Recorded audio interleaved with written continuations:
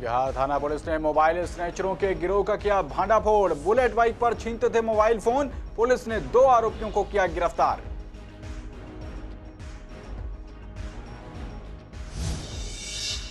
पूर्वी दिल्ली के पेरेंट्स की नर्सरी क्लासेस में एडमिशन की लास्ट डेट बढ़ाने की मांग। कहा ऑनलाइन प्रोसेस में देरी की वजह से नहीं कर पाए अप्लाई। दिल्ली सरकार को बढ़ानी चाहिए लास्ट डेट। पूर्वी दिल्ली की खिचड़ीपुर की 3 बेटियों को पढ़ाएंगे बीजेपी सांसद गौतम गंभीर। एक बेटी के साथ बर्बरता के बाद की गई थी हत्या। परिवार की आर्थिक स्थिति है बहुत ही खराब। निगम उपचुनाव में कांग्रेस पार्टी को 1 सीट मिलने पर सीसीएन से कांग्रेस नेताओं की खास बातचीत। डॉक्टर नरेंद्र नाथ ने पार्टी और प्रत्याशी दोनों को बताया जीत का हकदार। और मायो इंटरनेशनल स्कूल पर अभिभावकों ने लगाया गंभीर आरोप। कहा स्कूल ने ईडब्ल्यूएस कोटे से पढ़ने वाले बच्चों के पेपर्स को बताया फर्जी। कहा सामान्य बच्चों की तरह पढ़ें और एग्जाम दें। नमस्कार, आप देख रहे हैं पूर्वी दिल्ली खास और मैं हूं आपके साथ पवन पांडे। बड़ी खबर के साथ बुलेटिन की शुरुआत करते हैं। प्रीत विहार थाना पुलिस ने मोबाइल स्नैचरों के गिरोह का भंडाफोड़ किया है। इस गिरोह के सदस्य बुलेट मोटरसाइकिल पर मोबाइल छीनते थे और इस तरह उन्होंने गिरोह का नाम बुलेट राजा गैंग रख रखा था। प्रीत विहार पुलिस ने 2 आरोपी व्यक्तियों को गिरफ्तार कर लिया है। आपको बता दें कि पुलिस को मोबाइल फोन छीनने की कंप्लेंट मिली थी। छानबीन के दौरान पुलिस टीम ने पवन नाम के एक आरोपी को गिरफ्तार किया। आरोपी ने पूछताछ के दौरान अपने सहयोगियों के बारे में खुलासा किया, जिनमें से एक को पुलिस ने गिरफ्तार कर लिया। पकड़े गए आरोपियों के नाम पवन और राहुल बताए जा रहे हैं। इसके साथ ही पकड़े गए आरोपियों के कब्जे से 1 बुलेट मोटरसाइकिल, 1 चोरी की गई स्कूटी और 6 स्नैच्ड मोबाइल फोन बरामद किए गए।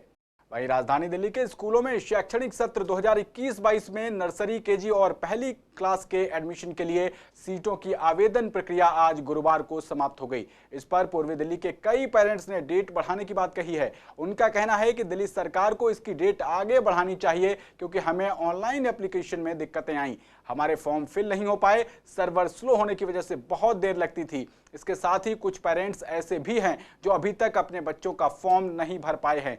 ऐसे में वो डेट आगे बढ़ाई जाना चाहते हैं। 4+ की बच्ची है जो कि एडमिशन में दिक्कतें आ ही रही हैं। दिल्ली सरकार को चाहिए कायदे से आगे डेट बढ़ाए। जहाँ जाओ पहले तो और भी बच्चों की लाइन लगी होती है, माँ बाप की, पेरेंट्स की, अपने बच्चों के एडमिशन के लिए। पहले क्या होता है, फॉर्म ले लेते थे, भर देते थे, जमा हो जाते थे। ऑनलाइन से दिक्कतें तो इतनी आती है, कभी नेट की प्रॉब्लम है, कुछ, और पब्लिक इतनी बैठी हुई है कि पूछो नहीं। टाइम तो 1-1, 2-2, 3-3 घंटे बर्बाद हो रहे हैं। कायदे से दिल्ली सरकार को डेट बढ़ानी चाहिए आगे, और जो कि आराम से बच्चों का एडमिशन हो जाए।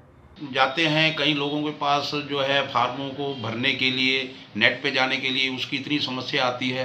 आज वैसे ही इन्होंने लास्ट डेट कर दी है। अफरा तफरी का माहौल है सब जगह।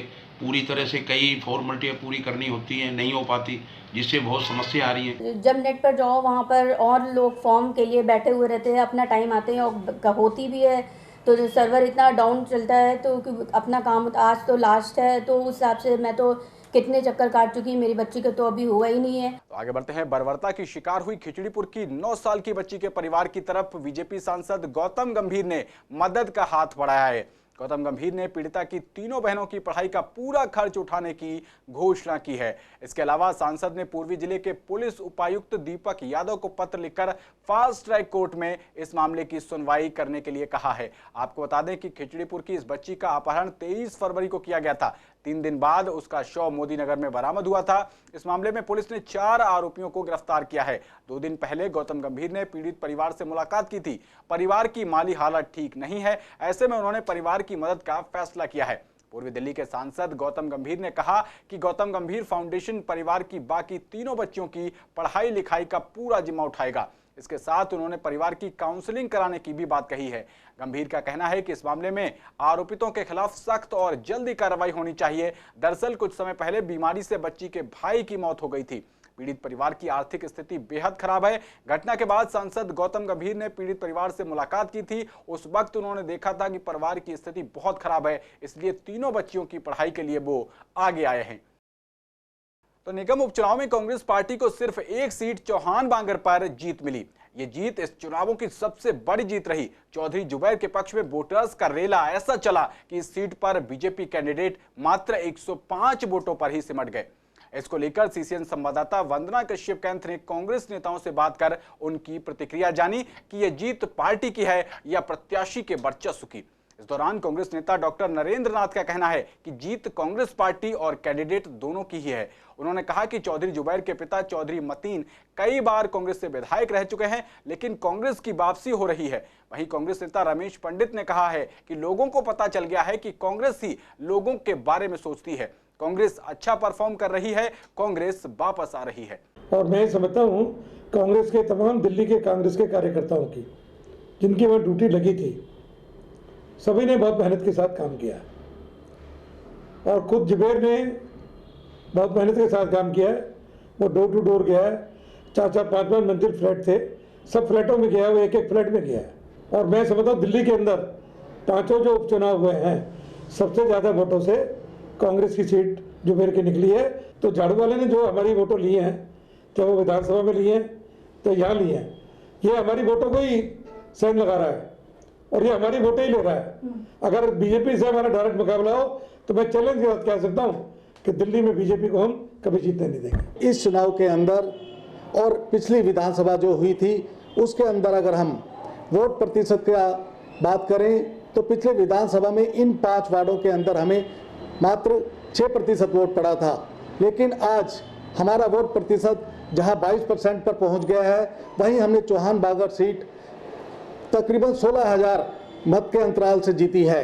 और ये अपने आप में दर्शाता है कि कांग्रेस का जो परंपरागत वोटर है वो वापस आ रहा है। वहीं पूर्वी दिल्ली के आईपी एक्सटेंशन इलाके में स्थित मायो इंटरनेशनल स्कूल पर अभिभावकों ने गंभीर आरोप लगाया है। मायो इंटरनेशनल स्कूल में पढ़ने वाले बच्चों के अभिभावकों का कहना है कि उनके बच्चे सालों से ईडब्ल्यूएस कोटे यानी आर्थिक रूप से कमजोर वर्ग के कोटे से पढ़ रहे हैं, लेकिन अब अचानक स्कूल प्रशासन की तरफ से नोटिस भेजा गया है। नोटिस में लिखा है कि उन्हें आम बच्चों की तरह पढ़ना पड़ेगा। स्कूल प्रशासन का साफ तौर पर कहना है कि अगर बच्चों को पढ़ाना है, बच्चों को एग्जाम दिलवाने हैं तो उन्हें स्कूल की फीस भरनी पड़ेगी, अन्यथा हम बच्चों को नहीं पढ़ने देंगे, ना ही एग्जाम में बैठने देंगे। इसी बात को लेकर बच्चों के पेरेंट्स का कहना है कि बच्चों के भविष्य के साथ खिलवाड़ किया जा रहा है। साथ ही कहा कि स्कूल ने ईडब्ल्यूएस के पेपर्स की जांच भी करवाई है, जो कि सही पाई गई है, लेकिन स्कूल प्रशासन पेपर्स के फर्जी होने की बात कह रहा है। ये हमारा बच्चा 5 सालों से पढ़ता है, एलकेजी से पढ़ता है। एलकेजी से पढ़ने के बाद इन्होंने तो उस टाइम वेरीफाई की, उसके बाद इन्होंने अभी इस टाइम कोरोना टाइम है, इन्होंने फ़ोन करके बुलाया हमें कि आप आओ। आने के बाद बोले पहले फीस दो। फीस देने के बाद हमने बोला हमारा बच्चा ईडब्ल्यूएस कोटे से हम फीस देने में समर्थ नहीं है, तो कह रहे तुम्हारा ये डॉक्यूमेंट्स गलत है, तुम्हारी वेरीफाई की जाएगी। इन्होंने हमारी वेरीफाई की, तुरंत साथ ही साथ टीचर पे की वेरीफाई की। वेरीफाई करने के बाद फिर शिक्षा विभाग से भी हमारी वेरीफाई हुई, इसके बाद भी इन्होंने क्लास ओपन नहीं की। इन्होंने बोला आप हमें अंडरटेकिंग दो कि हमारे डॉक्यूमेंट्स गलत निकलें तो ये हमारे साथ मतलब कि हमारे बच्चे का नाम काट देंगे। हमने लिखित रूप में इनको दे दिया, उसके बाद भी हमारे बच्चे की क्लास नहीं चालू की। मेरे बच्चे को बोला गया है कि आपके डॉक्यूमेंट्स गलत हैं, आपने दिल्ली के फर्जी डॉक्यूमेंट्स लगाए हुए हैं, जबकि मैंने सारे डॉक्यूमेंट्स इनको ओरिजिनल लाके यहाँ पे दिखा चुका हूँ और मेरे यहाँ इंक्वायरी भी हो चुकी है। DD1 से भी इंक्वायरी जा चुकी है, उन्होंने बोल दिया है कि आपके डॉक्यूमेंट्स सारे ठीक हैं। उसके बावजूद भी SP जलान जो ये हैं तो मेरे बच्चों को कहते हैं कि आप अपने बच्चों का नाम कटाइए, हम ईडब्ल्यूएस के बच्चों को नहीं पढ़ाएंगे। आज मेरा मैथ्स का पेपर था और मैं 9th क्लास में हूँ और आज मेरा मैथ्स का पेपर था। और जब मैं क्लास में गया, थोड़ी देर बिठाया, उसके बाद नीचे प्रिंसिपल मैम ने बुला के कहा आपका पेपर नहीं है, आप घर जाओ, और पापा को बुला के कह दिया आप घर चले जाओ। स्कूल वालों ने आज बुला के बोला कि अपना आपका बच्चा नहीं पढ़ेगा। इन्होंने लेटर भिजवाया कि आपका बच्चा का नाम काट दिया गया है, ईडब्ल्यूएस कोटे में पढ़ रहा है, फिर भी ड्यू मांग रहे हैं मुझसे, पैसा मांग रहे हैं। किस बात का पैसा मांग रहे हैं? यहाँ पर रुकेंगे छोटे से ब्रेक के लिए। ब्रेक के बाद आपको दिखाएंगे ई रिक्शा ड्राइवर की लापरवाही से मासूम की मौत पर क्या बोली जनता और रिक्शा ड्राइवर्स। और पीएम मोदी के कोरोना वैक्सीन लगवाने के बाद वैक्सीन लगवा रहे हैं तमाम जनप्रतिनिधि। गाजीपुर इलाके में एक ई रिक्शा ड्राइवर की लापरवाही की वजह से 5 साल की मासूम की जान चली गई। आरोपी लापरवाही से ई रिक्शा चला रहा था, उसी दौरान महिला अपनी बच्ची के साथ ई रिक्शा से गिर गई। हादसे में ई रिक्शा का पहिया मासूम के सिर पर चढ़ गया, जिससे उसकी दर्दनाक मौत हो गई। मृतका की शिनाख्त 5 साल की शकीना के रूप में हुई है। हादसे में घायल हुई शकीना की मां रोशनी को प्राथमिक उपचार के बाद छुट्टी दे दी गई। वहीं पुलिस ने पोस्टमार्टम कराकर शकीना का शव परिवार को सौंप दिया और ई रिक्शा कब्जे में लेकर चालक भोपाल आर्य को गिरफ्तार कर लिया है। वहीं गाजीपुर थाना पुलिस मामले में आगे की कार्यवाही कर रही है। ये फ़ोन किया लाल बहादुर से, उसको कोई उठाया नहीं सर। इसने मुझे बताया जब मुझे कोई उठाया नहीं, वहीं पे ये रिक्शा वाला आ रहा था, वो उधर से ठोक दी उसको। जो जब गड्ढे में उछाला ना वो सीधा नीचे गिर पड़ी। नीचे गिर पड़ा तो बच्चे को तो खून निकलने लगा, तो ये भी बेहोश हो गई। वो भाग गया उसको छोड़ छाड़ करके। दूसरा ऑटो वाला देखा जो ये बच्चा तो ख़त्म हो जाएगा, आदमी सब देख लिया उसको, तब वो आदमी हॉस्पिटल तक लेके गया सर। जब फ़ोन किया तब मैं पहुंचा वहाँ। बच्चे गिरा था, मैं गिरा था। अच्छा, 2 बच्चे ऐसे करके उछाल मार दिया हम लोग को।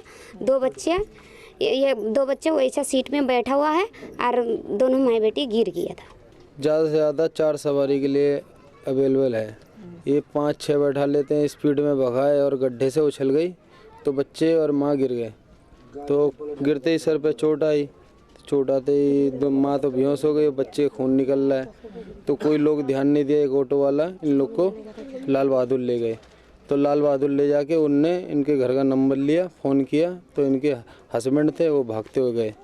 तो वहीं तमाम ई रिक्शा चालकों की लापरवाह ड्राइविंग पर पूर्वी दिल्ली की जनता ने प्रशासनिक सख्ती की मांग की है और ट्रैफिक रूल्स का गंभीरता से पालन करने की बात कही है। गौरतलब है कि पूर्वी दिल्ली के गाजीपुर इलाके में एक ई रिक्शा वाले की लापरवाही से 5 साल की बच्ची की जान चली जाने के बाद भी हमें तमाम रिक्शा चालक लापरवाही से ड्राइविंग करते नजर आए। और इसी मुद्दे को लेकर जब सीसीएन संवाददाता कुणाल शर्मा ने ई रिक्शा ड्राइवर्स और जनता से बात की, इस दौरान जनता ने कहा कि ऐसे लापरवाह ड्राइवर्स के खिलाफ प्रशासन को सख्त कदम उठाने चाहिए, जिससे कि वो ट्रैफिक रूल्स फॉलो करें और किसी और के साथ ऐसे हादसे ना हो। वहीं ई रिक्शा ड्राइवर्स अपनी लापरवाहियों पर तरह तरह के बहाने बनाते हुए नजर आए। गौरतलब है कि पूर्वी दिल्ली के गाजीपुर इलाके में एक ई रिक्शा वाले की लापरवाह ड्राइविंग की वजह से महिला अपनी बच्ची के साथ ई रिक्शा से गिर गई और मासूम बच्ची के सिर पर पहिया चढ़ जाने से उसकी दर्दनाक मौत हो गई थी। देखो, मैं भी एक रिक्शे वाला हूँ, मैं ये नहीं कहता, मैं भी एक रिक्शे वाला हूँ, मैं भी लापरवाही, मेरे देखो रूल के हिसाब से गाड़ी चलाता हूँ मैं तो अपनी। मैंने औरों का देखो, मेरे को नहीं मालूम कौन बंदा कैसा गाड़ी चला रहा है जाने, फिर भी उन लोगों के बारे में सोचता हूँ तो मुझे बड़े अंदर से भावना ये पैदा होती है, ये गलत है बिल्कुल। अब हमें गाड़ी चलाने उस हिसाब से कंट्रोल करनी चाहिए। अब हमें रिक्शा तो दे दे हमें, जो रिक्शा ना चलाने वाले थे वो रिक्शा चला रहे हैं। हमारे भी घर में बाल बच्चे हैं, सबके घर में बाल बच्चे हैं। ऐसी क्यों, जैसे किसी के चोट लग जाएंगे हम उसे छोड़ के थोड़ी ना भागेंगे, उसको उठा के हॉस्पिटल लेके जाएंगे। नहीं जी, ऐसे तो कानून का उल्लंघन है ना। किसी वो ऑटो वाले ऐसे अगर बैटरी रिक्शे वाले चलाते बच्चों को तो हिसाब से चलाए ना उसको, या उसको बीच में बैठाए, उसको ऐसे साइड में बैठाएंगे, गिर जाएगा तो उसका जिम्मेवार कौन होगा? वो अगर आपसे आराम से चलाओगे तो इसको पलटने का कोई डर नहीं है। अगर हम तेज चला के रोड पे कट मार के चल रहे हैं तो रिक्शा पलटने का कुछ चांस हमारा है। तो कोरोना पर रोकथाम के लिए पीएम मोदी द्वारा कोविड-19 की वैक्सीन लगवाने के बाद तमाम सांसद और निगम पार्षद भी इस वैक्सीन को लगवाने हॉस्पिटल में पहुंच रहे हैं। आज कृष्णनगर के एक निजी हॉस्पिटल में राज्यसभा सांसद दुष्यंत गौतम अपनी पत्नी के साथ वैक्सीन लगवाने पहुंचे। इस दौरान उन्होंने कहा कि सबसे पहले हम अपने देश के प्रधानमंत्री नरेंद्र मोदी को बधाई देते हैं, क्योंकि उन्होंने एक स्वदेशी दवाई बनवाई, इसलिए हम लोग और आम पब्लिक इसे बड़े आराम से लगवा रही है। उन्होंने कहा कि कोई और सरकार होती तो शायद हमें इस वैक्सीन को चाइना से खरीदना पड़ता और लंबी लंबी कतारें लगती और ये वैक्सीन इतनी महंगी होती कि आम आदमी की पहुंच से दूर होती। उन्होंने कहा कि मैं सभी से कहना चाहता हूं कि घबराएं नहीं और इस वैक्सीन को लगवाएं। ये वैक्सीन हमारे देश हित में है। वहीं पूर्वी दिल्ली नगर निगम की हेल्थ कमेटी की चेयरपर्सन कंचन महेश्वरी भी इस वैक्सीन को लगवाने पहुंची और यह कहा है कि जो हमारे लोग हैं वो लोग खुद वैक्सीन लगाएं, ताकि ये जो भ्रम, विपक्ष भ्रम फैला रहा है, अनेकों अनेक बातें कर रहा है, उस भ्रम को दूर करने के लिए मुझे कोई घबराहट कोई भी बात नहीं है। और वैक्सीन लगा मैं नहीं, मेरी पत्नी भी साथ में आई है। तो सैनिक की तरह ये है कि हम भी अपने योगदान दें देश की तरक्की के लिए, तो इससे ये सबसे ज़्यादा ज़रूरी है कि जो हमारे देश की बनी वैक्सीन है उसका हम प्रयोग करें। तो वहीं दिल्ली में बीजेपी का स्वच्छता सर्वेक्षण शुरू होने वाला है। बीजेपी नेता दीपक मल्होत्रा ने सीसीएन से बात करते हुए कहा कि इस अभियान के तहत बीजेपी नेता हर बूथ पर जाकर देखेंगे कि कैसा काम चल रहा है। आपको बता दें कि इस सर्वेक्षण 5 मार्च से लेकर 20 मार्च तक चलेगा। वहीं बीजेपी नेता संदीप कपूर का कहना है कि दिल्ली साफ रहे, स्वच्छ रहे, इसके लिए बीजेपी प्रयासरत है। दिल्ली बीजेपी प्रदेश से स्पेशल स्वच्छता अभियान चला रखा है। उन्होंने उम्मीद जताई कि प्रदेश के ज्यादातर लोग इसमें भाग लेंगे। हम आपके बीच में 4 साल से लगभग आपकी सेवा में हैं। आपने हमें चुनाव 2017 में जिताकर भेजा था, उसी निमित्त हम आपके बीच में दोबारा पल पल पर समय समय पर आपके बीच में हर क्षेत्र में हर वार्ड में आते हैं। तो इसी तरह हमारे जमुना पार के जितने भी हमारे पार्षद हैं भारतीय जनता पार्टी के, उनका एक सर्वेक्षण होने जा रहा है। उसमें हमारा कोई ना कोई अधिकारी बूथ पर आकर यहाँ जो कमी होगी उसे देखेंगे और स्वच्छता का निरीक्षण करेंगे। उसके हिसाब से हमें ग्रेड मिलेंगे। एक स्वच्छता का सर्वेक्षण माननीय प्रधानमंत्री जी द्वारा भी चल रहा है। वाले समय में भारतीय जनता पार्टी दिल्ली प्रदेश से 5 मार्च से लेकर 20 मार्च तक एक स्पेशल स्वच्छता अभियान रखा है, जिसमें पार्टी के पदाधिकारी सभी वार्डों में जाएंगे, वहाँ की साफ सफाई की व्यवस्था देखेंगे, वहाँ के शौचालय देखेंगे, वहाँ के स्कूल देखेंगे कि वहाँ कैसी साफ सफाई है, और स्थानीय नागरिकों से बातचीत करेंगे, RWA से करेंगे, मार्केट एसोसिएशन से बातचीत करेंगे। और हमारी कोशिश ये है कि दिल्ली को साफ सुथरा स्वच्छ रखा जाए और दिल्ली में लोग स्वस्थ रहें। तो कोरोना काल में पिछले साल मई में शर्तों के साथ DTC बस और क्लस्टर बसों में सफर शुरू हुआ था। वहीं बसों में यात्रियों की संख्या लगातार बढ़ रही है। मई के बाद के आंकड़ों की बात करें तो फरवरी 2021 में लगभग 2.90 करोड़ यात्रियों ने सफर किया और DTC की आमदनी में इजाफा भी हुआ। जब हमने यात्रियों से बात की तो उनका कहना है कि अब बसों की संख्या में इजाफा हुआ है। अब बसें भी टाइम पर आ जाती हैं, जिससे हमें परेशानियां नहीं उठानी पड़ती हैं। जाम के कारण कभी कभी ही बसें देरी से आती हैं। पहले ये था कि थोड़ी मतलब पहले ये था कि 40 से कम अब क्या कि जितनी सीट उतने बिठा रहे लिमिट में, सही है। पहले से फ़र्क है, पहले बहुत दिक्कत होती है आने आने में, अब नहीं है। अब टाइम में बस आ भी रही है, मिल भी रही है। वो स्टार्टिंग में था वो, अब नहीं है कुछ दिक्कत। नहीं, अब तो कोई प्रॉब्लम नहीं है बस के लिए। क्योंकि अब 2-2 मिनट में बसेस का बहुत अच्छा हुआ है। पहले भी नहीं इंतजार करना पड़ता। ये है कि मतलब टाइम से तब भी आती थी और अब भी आती है। हाँ भैया, टाइम से आ जाती है, करना नहीं पड़ता है। हाँ, कभी जाम भी मिल जाता है, कभी नहीं मिलता है, कभी इंतजार भी करना पड़ जाता है, कभी किस लिए करना पड़ जाता है? बस के लिए। तो खबरों में आगे बढ़ते हैं। पूर्वी दिल्ली के शकरपुर इलाके में निःशुल्क हेल्थ चेकअप कैंप का आयोजन किया गया, जहां पर लोगों का BP, शुगर और आंखों का निःशुल्क चेकअप किया गया। इस दौरान बड़ी संख्या में लोग अपना चेकअप कराने पहुंचे। इस दौरान चेकअप कराने आए लोगों का कहना था कि ये कैंप हमारे लिए बहुत ही सुविधाजनक है, क्योंकि अगर हम बाहर से यही चेकअप कराते तो हमें कई चार्ज देने होते और यहाँ फ्री में होने से उन्हें काफी सहूलियत है। वहीं कैंप आयोजक का कहना है कि वो समय समय पर ऐसे कैंप लगाते रहते हैं। अभी मैंने यहाँ पे BP शुगर चेक कराया, वो लगा हुआ है। एक इन्होंने क्या नाम है ECG का लगाया हुआ है, आइस कैंप लगाया हुआ है, इन्होंने ऑर्थोपेडिक लगाया हुआ है, और ये समाज की सेवा करते हैं। RW के अंदर मैं एक कैंप लगवाऊं ताकि वहाँ से जो भी लोगों को दिक्कत है वो उसका हल कर सकें। फिलहाल मेरा ये आज 5वां कैंप है और 5वें कैंप के अंदर मतलब आज कम से कम मेरे ख्याल 125-150 आदमी चेक हो चुके हैं। हमने BP शुगर के लिए फिजिशियन, आइस के लिए, ECG के लिए, ऑर्थोपेडिक और आइस टेस्टिंग के लिए लगाया। लास्ट जो कैंप हमारा लगा था उसमें हमने फ्री मेडिसिन भी डिस्ट्रीब्यूट की थी। मैं समझता हूँ कि ये जो काम करके हम लोग जो ये कर रहे हैं ना, ये बहुत बड़ा काम है, क्योंकि कम से कम बीमारी का पता लग जाना, जागरूकता पैदा करना, ये बहुत बड़ी बात है। हेल्थ के प्रति हम इतने ज़्यादा कॉन्शियसली पैसा कमाने के लिए और अपने और चीज़ों के लिए हम लोग तो दौड़ भाग करते हैं, परंतु कभी ये नहीं सोचते यार कहीं यार मेरे को हेल्थ में कोई प्रॉब्लम ना हो। तो मैंने अपने ज़्यादा स्वस्थ लोग ज़्यादा दिख रहे हैं। अब BP वगैरह ज़्यादातर शुगर नॉर्मल निकली लोगों की। टेंशन या तो कम हो गई है या पता नहीं क्या है, लेकिन लोगों की नॉर्मल कमी है। बाकी हम दवाई वगैरह दे रहे हैं, डॉक्टर्स हैं यहाँ पर अवेलेबल। अभी चेकअप कराया सारा, बिल्कुल ठीक है, नॉर्मल है, कोई ऐसी दिक्कत नहीं। बड़ा अच्छी बात है, ये कैंप लगना चाहिए, बहुत बढ़िया काम हो रहा है। तो इस बुलेटिन में मेरे साथ इतना ही। देश और दुनिया की तमाम खास खबरों के लिए देखते रहिए CCN। नमस्कार।